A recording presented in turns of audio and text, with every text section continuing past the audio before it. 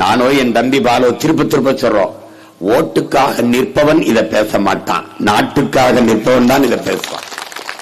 நான் திரும்ப சொல்றேன், போட்டா போடு, போடலைன்னா போ, எனக்கு அதை பத்தி. ஆனால் எங்கள் பிறவி கடமை என்று ஒன்று இருக்கு, அதை செய்யறோம். எந்த தேசத்தில் மருத்துவன் போற்றப்படுகிறானோ அந்த தேசம் நோயுற்ற சமூகம் என்று பொருள். மருத்துவருக்கு எந்த நாட்டில் மதிப்பதிகமோ அது நோயுற்ற நாடு.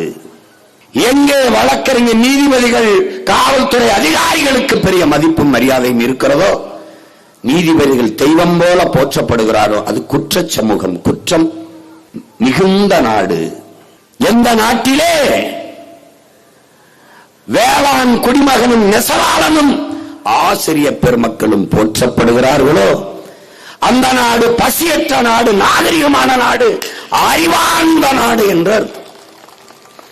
வேளாண் குடிமகன் வீதியில் நிற்கிறான், நெசவாளன் வீதியில நிற்கிறான், ஆசிரியர் பெருமக்களும் வீதியில நின்னா அந்த நாடு எங்க போகுதுன்னு இருக்கு. உலகத்தில் கல்வியில் சிறந்த நாடுகள் 5 நாடுகள் இருக்கிறது. ஒன்னு தென்கொரியா, ஜப்பான், சிங்கப்பூர், ஹாங்காங், பின்லாந்து. இந்த பின்லாந்திலே யாருக்கும் மரியாதை கிடையாது, ஆசிரியர்களுக்கு மட்டும்தான். ஆசிரியர்கள் தான் பெரிய அளவில் தெய்வம் போல போற்றப்படுகிறார்கள்.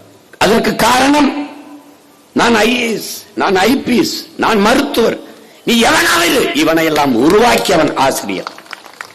அதனால் அவனுக்கு மதிப்பதிகம். குறைந்த விலை, நிறைந்த தரம், தங்கள் தேவைகள் அனைத்தும் ஒரே இடத்தில். ஜெயச்சந்திரன்.